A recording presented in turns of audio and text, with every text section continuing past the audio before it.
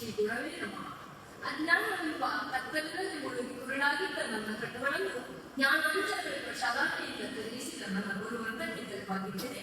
ಸ್ಥಳದೆಯೋ ಮಿಥಿಲೇಶ್ವರರಿಗೆ ತಲೆಬಾಗಿದ್ದೇನೆ. ಇಷ್ಟದೆಯೋ ಉಗ್ರದೆಯೋ ಆಗಿರುವ ದುರ್ಗಾಂಬೆಗೆ ಮಡಿದಿದ್ದೇನೆ. ಇಂದಿನ ವೇದಿಕೆಯಲ್ಲಿ ಉಪಸ್ಥಿತರಿರುವ ಎಲ್ಲ ಗಣ್ಯರಿಗೆ ತಲೆಬಾಗಿದ್ದೇನೆ. ನನ್ನ ಗೆಳೆಯ ಮಿತ್ರರಿಗೆ ಕೂಡ ನಾನು ತಲೆಬಾಗಿದ್ದೇನೆ. ಆಷಾಢ ಮಾಸ ಬಂದಿತ್ತವ್ವ ಮುಂದೇನ ಹಾಡಿದರೆ ಆಷಾಢ ಮಾಸ ಬಂದಿತ್ತವ್ವ ಅಣ್ಣ ಬರಲಿಲ್ಲ ಕರೆಯಾಗ ನಾನು ಹಾಗೆ ಕಲಿತೆ. ಈಗ ಯಾವ ಮಾಸ ಇದೆ? ಚೈತ್ರ ಮಾಸ. ಆಷಾಢ ಮಾಸ ಬಂದಾಗ ಮಗಳು ಕಾಯ್ದಿರ್ತಾಳೆ, ಅಣ್ಣ ತವರಿಗೆ ಕರ್ಕೊಂಡು ಹೋಗಿ ಬರಲಿಲ್ಲ ಯಾಕೆ ಅಂತ ಚಿಂತೆ ಮಾಡ್ತೇನೆ. ಹಾಗೆ ನಾನು ಕೂಡ ಚಿಂತೆ ಮಾಡ್ತಾ ಇರ್ತೇನೆ. ಕಲ್ಲಲ್ಲಿ ಆ ಪ್ರೋಗ್ರಾಮ್ ಅಂತೆ, ಅವ್ರ ಗೆಸ್ಟ್ ಆಗಿರುತ್ತೆ ಅಂತೆ, ಈ ಪ್ರೋಗ್ರಾಮ್ ಅಂತೆ, ಅವ್ರ ಬಜೆಟಾಗುತ್ತೆ. ಮಿಷನ್ ಮಾಡ್ತಾ ಇದ್ದೆ ನಾನು ಪ್ರತಿ ಪ್ರೋಗ್ರಾಮ್ ಅಲ್ಲಿ ಹೇಳ್ಕೊಳ್ತಾ ಇದ್ದೆ. ನನಗೆ ಮನೋಂದರಿಲಿಲ್ಲ. ನಾನು ಕಲಿತಾ ಇದ್ದೆ. ಒಂದು ದಿವಸ ಕಲ್ಲಂತೆ ನಮಗೆ ಕರೆ ಬರ್ತೇನೆ, ನಾನು ಓಡೋಡಿ ಬರ್ತೇನೆ ಅಂತ. ಒಂದೇ ಫಸ್ಟ್ ಮಿಸ್ಡ್ ಕಾಲ್ ಬಂತು ನನಗೆ. ನಾನು ಬೇರೆ ಪ್ರೋಗ್ರಾಮ್ ಅಲ್ಲಿ ಇದ್ದೆ. ಸೊ ನಾನು ಟ್ರೂ ಕಾಲ್ ಅಲ್ಲಿ ನೋಡಿದೆ. ಮತ್ತೆ ಕರೆ ಮಾಡಬೇಕಾದ್ರೆ ಟ್ರೂ ಕಾಲ್ ಅಲ್ಲಿ ನೋಡಿದ್ದೇನೆ. ಕಲ್ಲಂತ ಅಂತ ಕಾಣಿಸ್ತು. ಬಹಳ ಖುಷಿ ಪುಸ್ತಕಕ್ಕೆ ಅಥವಾ ಮಾಹಿತಿಗೆ ಕರೆ ಮಾಡ್ತಾ ಇದ್ದಾರೆ. ಏನೋ ಕಲ್ಲ ಮತ್ತೆ ಮಾಡ್ಬೋದು. ಬಹಳ ಖುಷಿ. ಕಲ್ಲಂತ ಕಾಲೇಜ್ಗೆ ಬನ್ನಿ ಅಂತ ಹೇಳಿದ್ರು. ಆಮೇಲೆ ಅವರು ಕಲಿಸಿಕೊಳ್ತಿದ್ರು. ಇಷ್ಟದವ್ರು ಕರೆದ್ರು, ಡೈಲಿಯವರು ಕರೆದ್ರು, ಪಟೇಲ್ನವರು ಕರೆದ್ರು, ಭಾರತೀಯ ಯೂನಿವರ್ಸಿಟಿ ಕರೆದ್ರು, ಕುವೈಟ್ನವರು ಕರೆದ್ರು, ಕತಾರ್ನವರು ಕರೆದ್ರು, ಜರ್ಮನಿಯವರು ಕರೆದ್ರು. ನಾನು ಸುಮಾರು ವಿಶ್ವದ 21 ದೇಶಗಳಲ್ಲಿ ಮಾತನಾಡಿದ್ದೇನೆ. ಭೌತಿಕವಾಗಿ ಹೋಗಿರೋದು ಪಾಸ್ಪೋರ್ಟ್ ಕೂಡ ಇಲ್ಲ. ಝೂಮ್ ಯಾವ ಝೂಮ್ ಇದರ ಮೂಲಕ ನಮಗೆ ಮಾತಾಡಿದ್ದು ಉಪನ್ಯಾಸ ನೀಡಿದ್ದೇನೆ. ಆದರೆ ಎಲ್ಲ ಕರ್ನಾಟಕದ ಪ್ರೋಗ್ರಾಮ್ ನೋಡಿದಾಗ ನನಗೆ ಚಿಂತೆ ಆಗಿದೆ. ಕರ್ನಾಟಕದಲ್ಲಿ ಕರೀಲಿಲ್ಲ. ನಾನು ಮಗನಿಗೆ ಸೇರಿದ್ರೆ ಕರಿಬೇಕು, ನೀರಿಗೆ ಹೋಗ್ಬೋದಲ್ಲ. ನಾನು ಹೇಳಿದೆ ಮಗಳಿಗೆ ಕೂಡ ತವರು ಮಾಡಿ ಅವಳಿಗೆ ಹೋಗ್ಬೋದು, ಅವಳು ಹುಟ್ಟಿ ಬೆಳೆದು. ಆದರೆ ಅಣ್ಣನೇ ಹೋಗ್ಬೇಕಲ್ವಾ, ಅದು ಗಂಡನೇ ಬರುತ್ತೆ ಅಂತ ಅಲ್ವಾ? ಹಾಗೆ ಕರೀಲೇನೆ ತರ ನಾನು ಅವಳಿಗೆ ಹೋಗ್ತೇನೆ ಹೇಳಿದ್ದೆ. ಹಾಗೆ ಮೊನ್ನೆ ಬಂದು ನನಗೆ ಟ್ರೈನ್ ಸಿಗ್ತಲ್ಲ ಒಂದು ಡೌಟ್ ಇತ್ತು. ಟ್ರೈನ್ ಸಿಕ್ಕಿದ್ರೆ ಮಗನ ಸ್ವಲ್ಪ ಕೂಸ್ಕೊಂಡು ಮಗನ ಕರ್ಕೊಂಡು ಬರ್ಬೋದು ಪ್ಲಾನ್ ಮಾಡಿದೆ. ಹಾಗೆ ನಾನು ಓಡಿ ಬಂದೆ. ಖುಷಿ ಆಯ್ತು. ನನ್ನ ಕರ್ದ್ರಲ್ಲ. ಯಾಕೆ ಕರ್ದ್ರು ಹೇಳಿ ಯಾಕೆ ಕರ್ದ್ರಲ್ಲ? ನನ್ನ ಸುಮ್ಮನೆ ನಾನು ಮಾಡಿ ಕರಿತೇವ ನಾವು. ಯಾಕೆ ಕಲಿತು? ನಾವು ಕಲಿಯುವ ಅರ್ಹತೆಯನ್ನು ಪಡೆದ್ರೆ ನಮ್ಮನ್ನು ಕಲಿತಾರೆ. ಆ ಬಗ್ಗೆ ಎರಡು ಮಾತಿಲ್ಲ. ಹೇಗೆ ಈ ಅರ್ಹತೆಯನ್ನು ಪಡೆಯುವುದು? ನೀವು ಕೂಡ ಮುಂದೆ ಈ ಸಂಸ್ಥೆಗೆ ಗೆಸ್ಟ್ಗಳಲ್ಲಿ ಬರ್ಬೇಕಾಗಿಲ್ವಾ? ಯಾರಿಗೆ ಇಂಟ್ರೆಸ್ಟ್ ಇದೆ ಇದೇ ಸಂಸ್ಥೆಗೆ ಮುಂದೆ ಈ ವೇದಿಕೆಯ ಮೇಲೆ ಬಂದು ಕೂತ್ಕೊಂಡು ಮಾತಾಡಿದ್ರೆ ಎಷ್ಟು ಜನರಿಗೆ ಇಷ್ಟ ಇದೆ? ಯಾರಿಗೆ ಇಷ್ಟ ಇಲ್ವಾ? ಒಬ್ಬರಿಗೂ ಇಷ್ಟ ಇಲ್ವಾ? ಹಾಗಾಗಿ ನಾನು ಹೇಳಿದ್ದು, ಮುಂದೆ ನೀವು ದೊಡ್ಡವರಾಗಿ ಇದೇ ಸಂಸ್ಥೆಗೆ ಅತಿಥಿಗಳಾಗಿ ಬರಲಿಕ್ಕೆ ಯಾರಿಗೆ ಇಷ್ಟ ಇದೆ? ಯಾರಿಗೆ ಇಷ್ಟ ಇಲ್ಲ ಹೇಳಿ? ಕೈ ಎತ್ತಿ. ಇಷ್ಟ ಇಲ್ಲದವರು ಇಷ್ಟ ಇರುವವರು ಕೈ ಎತ್ತಿ. ಇಷ್ಟ ಅಲ್ವಾ? ಹೇಗೆ ಆ ಅರ್ಹತೆಯನ್ನು ಹೇಗೆ ಪಡೆಯುತ್ತೀವಿ? ನಾನು 30 ವರ್ಷದ ಮೊದಲು ಇಲ್ಲಿ ಪ್ರೈಮರಿ ಶಾಲೆಗೆ ಟೀಚರ್ ಆಗಿ ಬಂದವರು. ನನಗೆ ಸುಮಾರು 800 ರೂಪಾಯಿ ಸಂಬಳ. ನಮಗೆ ಸಂಬಳ ಎಷ್ಟು ಅಂತ ನಾವು ಕೆಲಸ ಮಾಡ್ತಾ ಈಗ ಕಲಾವಿದರೆಲ್ಲ ಇರ್ಬೋದು. ಅವರಿಗೆ ಕೆಲವು ಕಡೆ ದೊಡ್ಡ ಅಮೌಂಟ್ ಇರ್ತದೆ, ಕೆಲವು ಕಡೆ ಸಣ್ಣ ಅಮೌಂಟ್ ಇರ್ಬೋದು. ಹಾಗಂತ ಅವರು ಕಲಾವಿದರನ್ನ ಪ್ರದರ್ಶನ ಮಾಡುವಾಗ ವ್ಯತ್ಯಾಸ ಮಾಡ್ತಾರ? ಇಲ್ಲ. ಪ್ರತಿ ಬಾರಿ ವೇದಿಕೆಗೆ ಬರುವಾಗ ಅತ್ಯುತ್ತಮ ಇರಬೇಕು ನನಗೆ ಅಂತ ಭಾವಿಸ್ತೇವೆ ಅಲ್ವಾ? ಹಾಗೆ ನಮಗೆ ಎಷ್ಟೇ ಸಂಬಳ ಇರಲಿ, ನಾವು ಅತ್ಯುತ್ತಮವಾಗಿ ಕೆಲಸ ಮಾಡಬೇಕು. ನಾನು 200 ರೂಪಾಯಿ ಸಂಬಳ ಪಡೆದಾಗಲೂ ಇದೇ ರೀತಿ ಕೆಲಸ ಮಾಡೋದು. 1 ಲಕ್ಷ ಸಂಬಳ ಬರುವಾಗ ಈಗ ಕೂಡ ನಾನು ಇದೇ ರೀತಿ ಕೆಲಸ ಮಾಡೋದು. ನನಗೆ 5 ರಿಂದ 7 ಸಂಸ್ಕೃತ ಪಾಠ ಮಾಡಲಿಕ್ಕೆ. ನಾನು ಅದಾಗಲೇ ಸಂಸ್ಕೃತ ಸಂಭಾಷಣೆ ಶಿಬಿರ ಮಾಡಿ ನನಗೆ ಅನುಭವಿದ್ದೇನೆ. ಅದನ್ನು ಸ್ವಲ್ಪ ತಯಾರು ಮಾಡಿ ಕಳಿಸ್ತಾರೆ ನಮ್ಮನ್ನ. ನಾನು ಏನು ಮಾಡಿದೆ, 1ನೇ ತರಗತಿಯಿಂದ ಎಲ್ಲ ಮಕ್ಕಳಿಗೆ ಸಂಸ್ಕೃತ ಹೇಳಿಕೊಡ್ತೇನೆ. ಎಷ್ಟು ನಾನು 6 ತಿಂಗಳಿದ್ದೆ. 6 ತಿಂಗಳಲ್ಲಿ ನಾನು ಸುಮಾರಾಗಿ 1 ರಿಂದ 7ನೇ ಮಕ್ಕಳು ಸಂಸ್ಕೃತ ಮಾತನಾಡುವಷ್ಟು ಒಟ್ಟಿಗೆ ಹೋಗಿದ್ದೆ. ಅದು ಕಂಟಿನ್ಯೂ ಆಗಿದೆ. ನಾನು ಪ್ರೋಗ್ರಾಮ್ ಅಲ್ಲಿ ನೋಡಿದೆ, ಹೀಗೆ ಮಕ್ಕಳು ಸಂಸ್ಕೃತ ಮಾತನಾಡಿದ ಪ್ರೋಗ್ರಾಮ್ ನೋಡಿದೆ. ಇವರಿಗೆ ಅಲ್ಲಿ ನಾನಿದ್ದೋಲಿ ಯಾರಿಲ್ಲ ಅದಕ್ಕೆ ಯಾರಿಗೆ ಗೊತ್ತಿದೆ ಇಲ್ಲ, ಅದು ನನಗೆ ಗೊತ್ತಿದೆ, ಅದನ್ನು ಇನಿಷಿಯೇಟ್ ಮಾಡಿದ್ದು ನಾನು. ಯಾರಿಗೂ ಗೊತ್ತಾಗಿರ್ಬೇಕಾಗಿಲ್ಲ, ನಮಗೆ ಗೊತ್ತಿದೆ ಸಹ ಅಲ್ವಾ?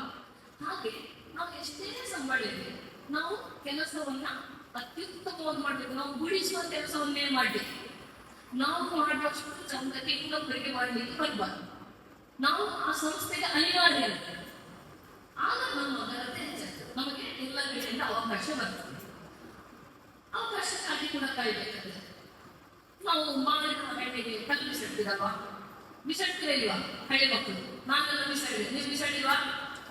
ಮಾಡಿದ ಕೈಗೆ ಕಲ್ಲು ಬಿಸಾಡ್ತೀರಾ? ಒಂದು ಕಲ್ಲಿಗೆ ಬೀಳ್ತದ? ಕೆಲವೊಮ್ಮೆ ಒಂದು ಕಲ್ಲಿಗೆ ಬೀಳ್ತದೆ, ಎರಡನೇ ಕಲ್ಲಿಗೆ ಬೀಳ್ತದೆ, ಮೂರನೇ ಕಲ್ಲಿಗೆ ಬೀಳ್ತದೆ, ನಾಲ್ಕನೇ ಬೀಳ್ತದೆ. 3 ಕಲ್ಲಿಗೆ ಬೀಳದೆ 101ನೇ ಕಲ್ಲಿಗೆ ಬೀಳ್ತದೆ ಇಲ್ವಾ? ನಿರಂತರ ಪ್ರಯತ್ನ ಪಟ್ಟರೆ ಮಾತಾಡಿ ಬಿದ್ದೇ ಬೀಳ್ತದೆ ಅಲ್ವಾ? ಹಾಗೆ ನಾವು ಕೂಡ ಅವಕಾಶಕ್ಕೋಸ್ಕರ ಕಾಯ್ಬೇಕು. ಕಾಕಕೃಷ್ಣ ಪಿಗಕೃಷ್ಣ ಕೋವೇದ ಪಿಗ ಕಾಕಯುವುದು ವಸಂತ ಕಾಲನ ಸಂಪ್ರಾಪ್ತೆ ಕಾಕ ಕಾಕನ ಪಿಕ ಪಿಕಃ. ಕಾಗೆ ಕಪ್ಪು, ಕೋಗಿಲೆ ಕೂಡ ಕಪ್ಪು, ಏನು ವ್ಯತ್ಯಾಸ?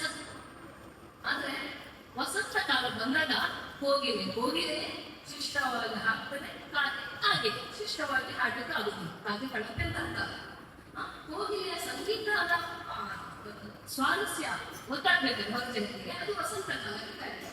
ಹಾಗೆ ನಾವು ಕೂಡ ನಮ್ಮ ಕಾಲಗಳಿಗೆ ಕಾಯ್ಬೇಕಾಗ್ತದೆ. ಒಮ್ಮೆಗೆ ಯಶಸ್ಸು ಪಡಲಿಕ್ಕೆ ಆಗುದಿಲ್ಲ.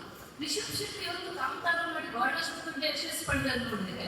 ಆದ್ರೆ ಅವರಿಗೆ ಮೊದಲ ಒಂದು ಎಷ್ಟು ಕಷ್ಟಪಟ್ಟಿದ್ದು ಬಿಡುವುದನ್ನು ನಾವು ನೋಡ್ಬೇಕು ಒಟ್ಟಿಗೆ. ಯಶಸ್ಸಿಗೆ ಶಾರ್ಟ್ ಕಟ್ ಇಲ್ಲ.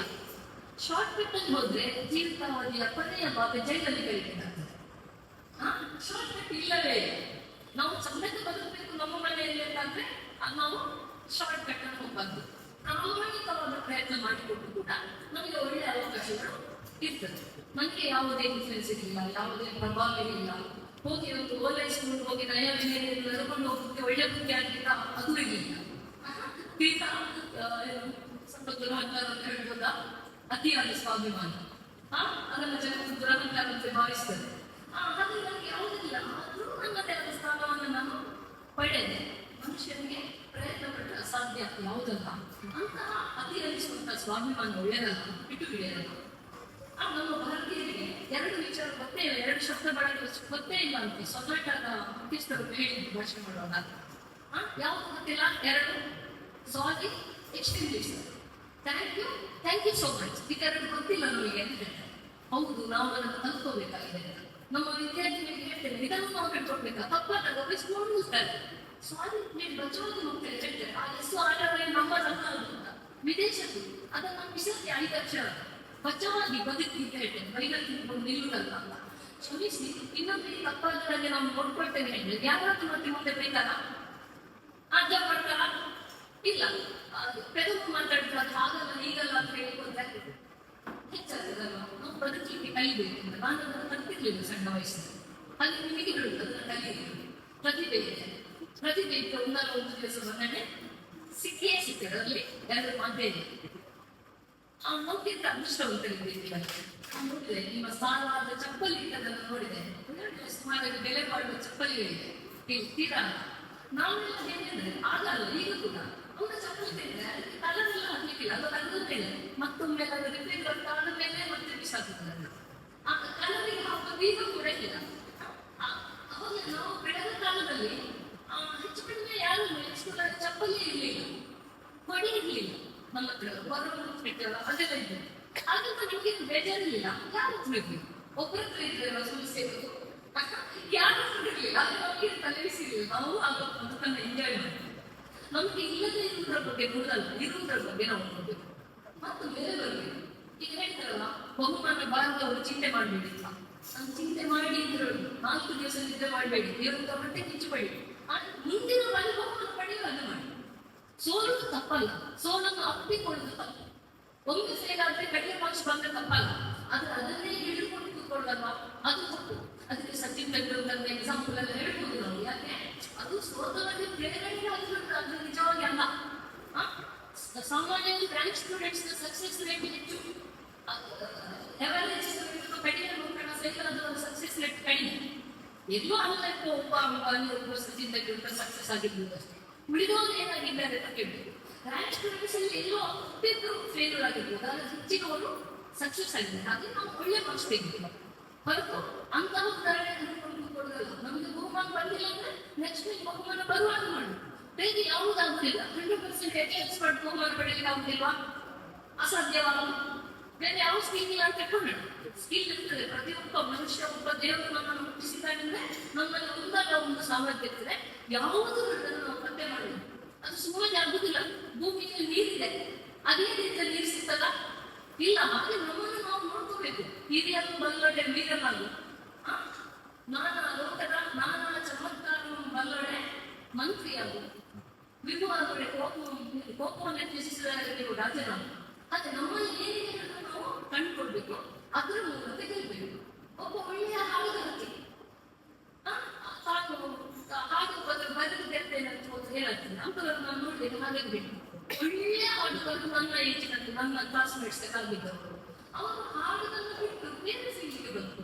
ಅದು ಏನಂತ ಈಗ ಲೇಖಕಿಯಾಗಿ ಸಕ್ಸಸ್ ಆಗಿಲ್ಲ ಸುಮಾರು ಆಗಿದೆ. ಆದ್ರೆ ಒಂದೊಂದು ಹಾಡುದಲ್ಲಿ ಅವರಾಗಿದ್ರೆ ಇನ್ನೊಂದು ಆಶಾ ಕೋಮ್ಸ್ ಆಗ್ತಿರ್ಲಿಲ್ವಾ, ಇನ್ನೊಂದು ಲತಾ ಮಂಗೇಶ್ವರ್ ಆಗ್ತಿರ್ಲಿಲ್ವಾ? ನಮಗೆ ಏನಿದೆ ಅದರಲ್ಲಿ ನಾವು ಮುಂದೆ ಹೋಗ್ಬೇಕು. ಮೀನು ಈಜಿಗೆ ಇರಬೇಕು, ಹಕ್ಕಿ ಹಾದಿಗೆ ಇರಬೇಕು. ಮೀನಿಗೆ ಈಜುವ ಕಲೆ ಸಹಜವಾಗಿ ಬಂದಿರ್ತದೆ, ಹಕ್ಕಿಗೆ ಹಾಕುವ ಕಲೆ ಸಹಜವಾಗಿ ಬಂದಿರ್ತದೆ. ಅದನ್ನು ಬಂದಿದೆ ಅಂತ ಕೂತ್ಕೊಳ್ಳಲ್ಲ, ಅದಕ್ಕೆ ಫಸ್ಟ್ ಪ್ರಾಕ್ಟೀಸ್ ಮಾಡಿ ಹೋಗ್ಬೇಕು. ಆದ್ರೆ ಸಾಕು. ಎಲ್ಲರಿಗಿಂತ ಮೇಲೆ ಹಾಗೆ, ಎಲ್ಲರಿಗಿಂತ ವೇಗವಾಗಿ ಹಾಗೆ. ಅದು ಅದು ನಾವು ಹಾಡುಗಾರಿಕೆನ ಮಾತ್ರ ಗಳಿಸಿದ್ವಿ. 13 ವರ್ಷಕ್ಕೆ ಮನುಷ್ಯನ ಮೆದುಳು ಸಂಪೂರ್ಣ ಬೆಳವಣಿಗೆ ಆಗಿರ್ತದೆ. ಮತ್ತೆ ಎಲ್ಲರೂ ಸಮಾನ. ಯಾಕೆ ಕೆಲವರಿಗೆ 95 ಮಾರ್ಕ್ ಬರ್ತದೆ, ಕೆಲವರಿಗೆ 35 ಯಾಕೆ ಬರ್ತದೆ?